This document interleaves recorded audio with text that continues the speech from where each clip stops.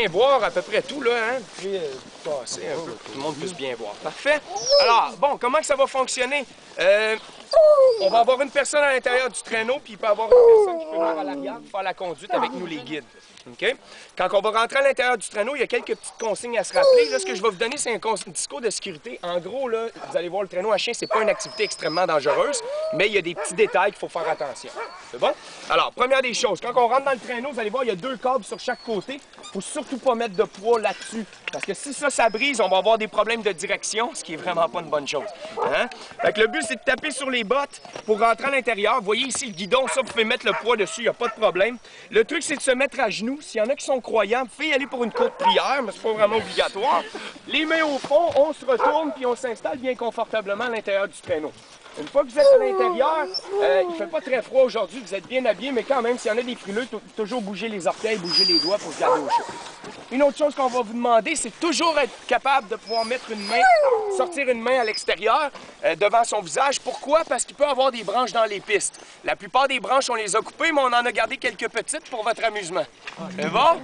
Excellent. Alors, à faire bien attention. Une autre chose aussi, c'est sur les côtés ici. Il y a juste un morceau de tissu qui vous empêche la neige de rentrer, mais ça ne vous protège pas en grand-chose. Ce que ça veut dire, c'est si jamais on passe très près d'un arbre, assurez-vous que vos genoux soient bien à l'intérieur et non sortis à l'extérieur. Peut-être qu'il y en a qui vont vouloir être bien confortables dans le traîneau, mais ça peut être dangereux. OK? Vous allez vous cogner le genou, c'est sûr. Ensuite de ça, bien, gardez le sourire, ça c'est bien important. Puis je conseille les amateurs de photos, hein, c'est les gens à l'intérieur du traîneau qui vont prendre les photos. La personne en arrière va avoir besoin de ses 2 mains. C'est bon pour ça? Excellent. Maintenant, pour sortir, c'est important, le contraire, hein, tout simplement, et toujours sortir et circuler du côté opposé de l'ancre. Vous voyez, il n'y a absolument rien de ce côté-là, alors ce que je fais, c'est bon. C'est quoi l'ancre? Excuse-moi, j'ai une note. Allez, j'ai une note. Alors, c'est ça notre ancre. C'est un peu comme un frein à main sur une voiture. 2 belles grosses dents qu'on plante dans la neige. Inquiétez-vous pas, vous n'aurez pas besoin de manipuler cette pièce d'équipement-là. C'est juste nous les guides. Alors, on s'en sert comme un frein d'urgence ou un frein à main, comme je disais. C'est sûr à 90 %. Il y a un 10 % de chance avec les chiens qui donnent des coups, la neige qui décroche, que l'encre se défasse. Imaginez que vous êtes du mauvais côté du traîneau, qui vous agrippe une cheville, ça pourrait être dangereux. Si vous n'êtes pas certain où est l'encre, demandez à votre guide. Ou sinon, toujours de l'autre côté. C'est bon? Oui. Parfait. Maintenant, pour ce qui est de la conduite, approchez-vous à l'arrière, que vous puissiez voir toutes les composantes. Même ceux qui pensent peut-être pas en faire en arrière, bien, venez écouter, parce que nous, on aime bien ça le faire essayer à tout le monde. Puis on a des endroits un petit peu plus tranquilles, plus faciles, s'il y en a qui sont plus nerveux. Alors, bon, les composantes. Guidon, je vous l'ai déjà montré. On a les 2 patins, le tapis, le frein en métal. Alors, la position sur le patin. On va être face à face avec le guide. OK? Ensuite, on va mettre le pied arrière à 90 degrés sur le patin. OK? Pour plus de stabilité. Toujours laisser entre 10 et 15 cm à l'arrière parce que ça peut arriver que nous, les guides, question de contrepoids, on va aller mettre le pied derrière vous. Alors, comme ça. Le pied avant, on veut l'avoir droit dans la même direction que le patin. Pourquoi? Ce qu'on a déjà vu, c'est le pied qui se glisse sous le frein comme ça. Nous, on le voit pas, les guides, on doit freiner d'urgence, on va vous écraser le pied. OK? Alors, juste mettre le pied comme ça. C'est bon pour ça? Aussi simple. Ensuite, on va tenir le guidon avec les pouces, même s'il fait froid, c'est bien important pour bien se tenir. Puis toujours laisser une belle espace entre vos mains. Pourquoi? Parce que nous, les guides, on vient chevaucher les mains avec vous. C'est bon? Alors, les mains par-dessus. Ensuite, le truc pour rester sur le patin le plus longtemps possible, c'est de plier les genoux. Quand vous pliez les genoux, vous mettez votre centre de gravité beaucoup plus bas. OK? Moins de chances de chute. OK? Beaucoup plus stable. Vous restez souple pour pouvoir encaisser les bosses si jamais il y en a. Et puis surtout, bien, vous tombez de moins haut. C'est bon? Excellent. Alors ça, c'est la position. Ensuite, vous allez voir qu'on va avoir des contrepoids à faire. On va avoir des contrepoids pour bien prendre les courbes. OK? Alors, si jamais on vous demande de pencher vers le guide, le but, c'est d'aller pencher vers l'avant, mettre le poids sur le guidon, puis pousser sur le guidon. Vous allez sentir le traîneau tordre. Si jamais on vous demande de pencher de votre côté, là, la technique, c'est on plie les genoux, puis on sort les fesses sur le côté. On ne sort pas les fesses à l'arrière. Sur le côté, rappelez-vous d'une chose, hein, il y a plus de poids dans les fesses que dans la tête. OK? Alors, on sort les fesses et non la tête. OK? Souvent, on le voit, les gens qui sortent la tête comme ça, vous êtes extrêmement débalancés. Les risques de chute sont très élevés. C'est bon? Alors, à faire attention avec ça. Ensuite de ça, vous allez voir, quand on va commencer à monter à certains endroits, on monte, il va falloir aider les chiens. Ça, en arrière, là, ce qu'on va faire pour les aider, c'est soit leur donner des poussées comme une trottinette ou bien en marchant à côté, juste en enlevant du poids pour pouvoir continuer à avancer.